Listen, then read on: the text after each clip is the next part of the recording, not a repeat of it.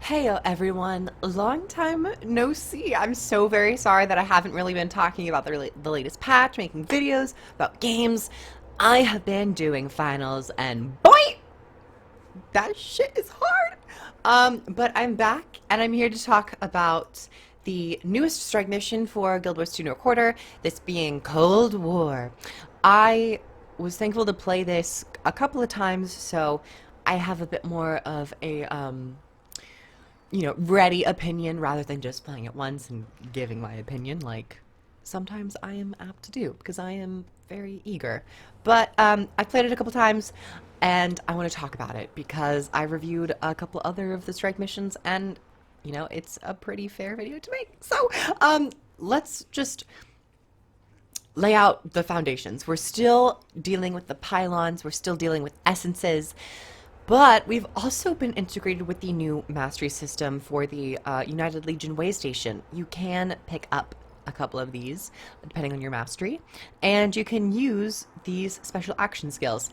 There are just so many action skills going on, and one thing to note, which I always wondered about, and was like, how could they do this?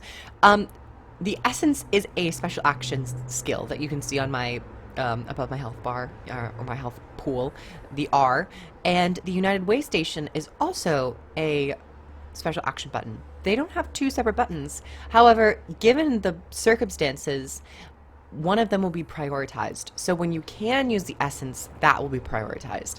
If you can't, the normal way station special action will be prioritized. So I found that to be really cool. And maybe possible integrations for further class mechanics, like when you're stunned, press R or your special action key, whatever that may be, to activate the skill and have a bit more of a controlled stun break and having it more grounded in skill rather than just automated, oh, there you go, you're back up. So as a first point of nuanced discussion, that was really interesting for me. But now let's talk about the actual strike mission. This strike mission is a bit different from the others, considering that you are in a very large arena, and the first parts of this strike mission are actually just defeating waves of enemies. It has a timer, and as the timer progresses and as you continue to kill the Frost Legion and the other Char and Ice Brood and all that stuff, the timer will continue to go down.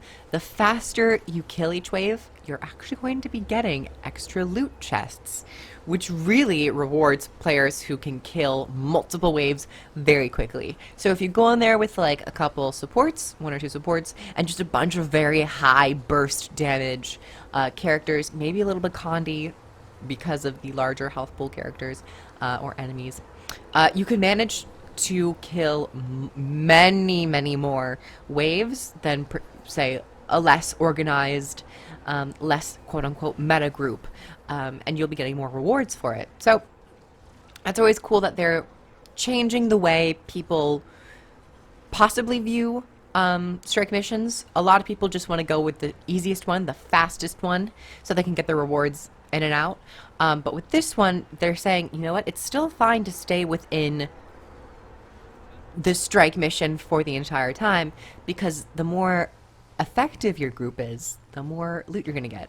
However, of course, some people might not really care for the loot that you get as an extra, as a bonus, and that could be something that they refine in the future with new strike missions or by updating this current strike mission.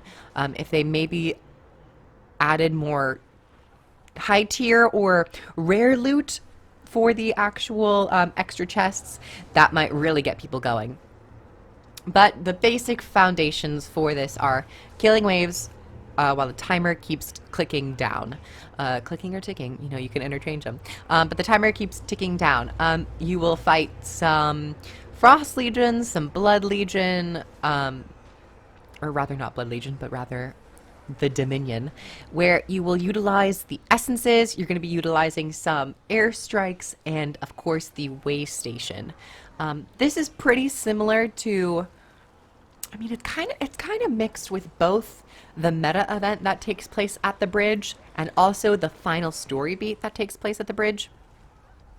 you're going to be fighting the Char, but also you're going to have to be managing some airborne helicopters and dodge those copters as well. Eventually, you're going to be fighting these champion mobs, and these are pretty much the trash bosses. They're not trash mobs, they're kind of like before Veil Guardian when you fight the actual guardians themselves. They're not as strong as the boss, they're more of just a lead up and introducing mechanics. That's kind of what these champion bosses are. They each have their own bounty effects, bounty augmentations that were within Path of Fire, which is kind of like stopped, sadly. But they've been introduced. You have this classic larger ice behemoth Goliath thing, and then you have this ice golem or giant that will do the WWE shoulder elbow slam, and it is so so satisfying. And the abilities are really interesting. They seem to have like a lot of AoE effects.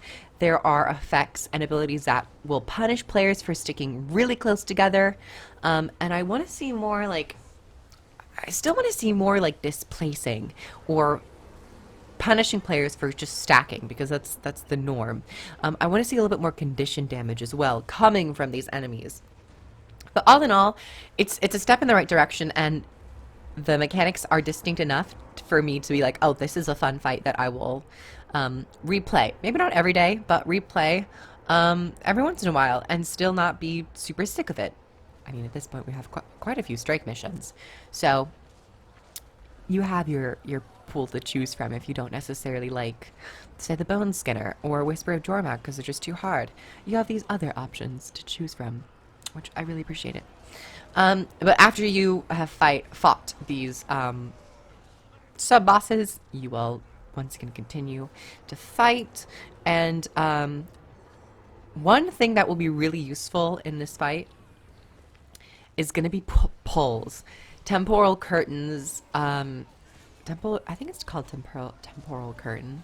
Temporal rift or rift slash with like the revenants. Does Warrior have a pull? Probably. A couple pulls, a couple linear pulls, AoE pulls, stuff like that to really group up these bosses together quickly and effectively. Oh, I forgot about the third boss that I'm just now seeing on the footage. The Coden. You have to fight a Coden Ice Brood, and his abilities are really cool. They're quite magical and actually hurt quite a bit if you stand in front of the cones. So make sure to be aware of the telegraphed abilities, because you will end up hurting. I've been playing a bunch of support Firebrand, so it's been a lot of fun healing people up in these. Another thing I forgot to mention is on the Reddit, it has just been confirmed, quote unquote, confirmed, or rather observed, that each week these bosses will spawn with different and new bounty effects. And I think specific boss effects when we get to the actual legendary boss. But keep that in mind. Their effects and their abilities might change from week to week. So that's another way of keeping it fun and keeping it interesting. Now that I'm thinking about it, strike missions haven't really implemented the bounty effects. That were they called gambits? I'm not too sure, but you know what I'm talking about. The bounty effects with like the freezing ring, the healing coalescences. They haven't really utilized that, so it's been interesting that they've just started to test the waters with this. I mean, if they put this on the Bone Skinner and it had like freezing effects on the Bone Skinner, oh my god. I don't think every strike mission needs that, but hey. A couple of the strike missions could use it, like the Shiver Peaks Pass one, the infamous one that is super easy to maybe spice it up a little bit and make players a little bit more conscious and focused on certain abilities and boss mechanics. But then we get to the actual fight of I keep forgetting her name. She is the propaganda master, the minister of propaganda, who we end up finally meeting at the very end of the story, and keeping consistent with the story and past strike missions, the final story boss will translate into a strike mission. her mechanics are so much more elaborate than the mechanics in the story mode. Of course, because the story mode, ArenaNet likes to keep it fairly simple and easy for anyone really to complete. However, I gotta say, it still was slightly challenging even for someone who was moderately geared. So they might have tuned the difficulty slightly up for, hey, the story mode. But for this mode, it is there's so much more going on. I need to collect my thoughts. First and foremost, she'll jump onto the battlefield, and she has her attacks that will cascade and icicle cones. She has some AoE abilities where she will call in Iron Legion motorcycles, which was shown in the story mode. She has these freezing. I'm not sure they freeze, but she has like these ice comets that will fire down in a pattern. Dodge the telegraphs and you'll be fine. She will call. Apologize for the noise outside.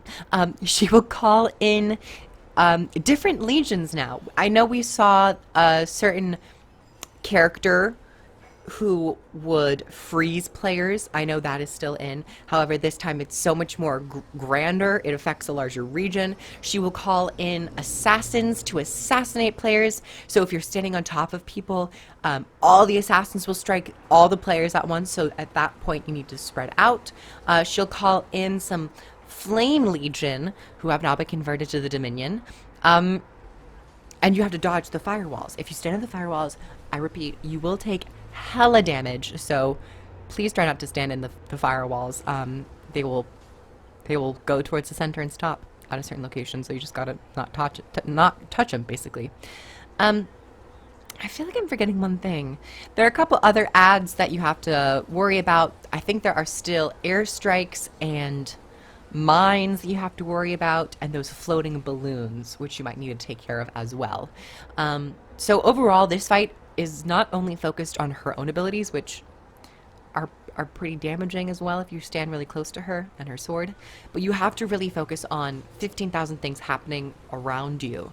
And that really creates an interesting fight that I don't want to say is super hard, but keeps players on their toes and might teach players to worry about telegraphs and multiple things happening at once. Overall, I'd say this fight was pretty easy. It's not super difficult. You can finish it fairly quickly and with little stress, I believe, from my experience. I know I do raid. I know I'm used to this higher end content, so my opinion might be slightly skewed, but overall, I'd say this is pretty medium, middle of the road difficulty. So that was pretty much the fight, everyone. Thank everyone for watching this basically review and overview of her abilities and the fight in general and my own opinions. I'd love to hear what you guys think about this strike mission in particular down below in the comments. And I'm super excited to get back to making videos because I am, pretty much done with my finals. I've studied, I've done the bigger projects. Now I just have to take these pretty simple tests. So thank you everyone, and I'll see you guys in the next one.